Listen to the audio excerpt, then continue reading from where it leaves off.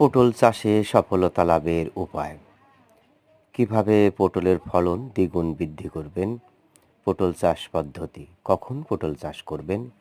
প্রিয় দর্শক, আপনারা দেখতে পাচ্ছেন আসাদ এগ্রো ইউটিউব চ্যানেল।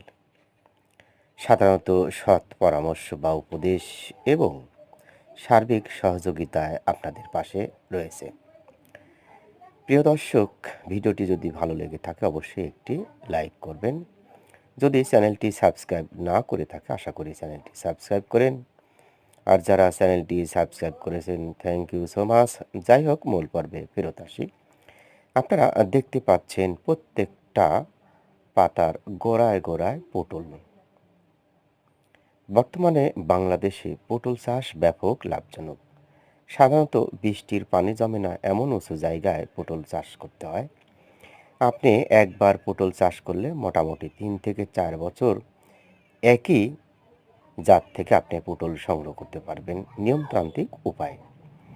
তো যাই হোক, কিভাবে পটলের ফলন বৃদ্ধি করবেন? পটলে সফলতা লাভের উপায়। প্রিয় দর্শক, আপনারা যেখান থেকে এই চারা সংগ্রহ করুন অবশ্যই শতকরা 5% পুরুষ পটলের জাত একই সাথে সংগ্রহ করবেন। অর্থাৎ 100টার মধ্যে আপনি 95টা স্ত্রী পটলের চারা রোপণ করবেন এবং মাঝে মধ্যে 5টা, অর্থাৎ 100টার মধ্যে 5টা অবশ্যই আপনাকে পুরুষ পটলের চারা রোপণ করতে হবে।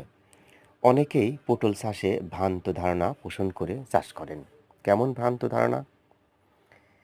অনেকে বলে থাকেন পুরুষ পটলের ফুল স্ত্রী পটলে ঠেকাইতে হয় বা পরাগায়ন দিতে হয়। এটা পুরোপুরি মিথ্যা কথা।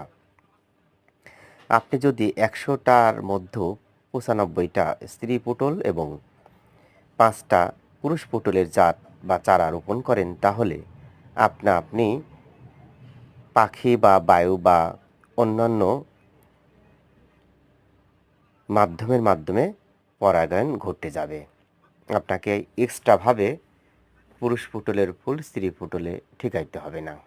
আপনাকে অবশ্যই শতকরা 5% পুরুষ পটলের চারা রোপণ করতে হবে। অনেকেই পুরুষ পটলের 10% চারা পুরুষ দিয়ে থাকে। আসলে এটা পুরোপুরি মিথ্যা কথা। অনেকেই চাষ করেছেন এবং দেখতে পাচ্ছেন একটাও পুরুষ পটল নাই। অর্থাৎ আপনাদের সাথে এক ধরনের ধোঁকাবাজি করা হয়েছে। পরবর্তীতে যাতে আপনাদের সাথে এমন ধোঁকাবাজি না হয় অবশ্যই আপনারা শতভাগ নিরাপদ, নিশ্চয়তা এবং অথেন্টিক দেখে পটলের বীজ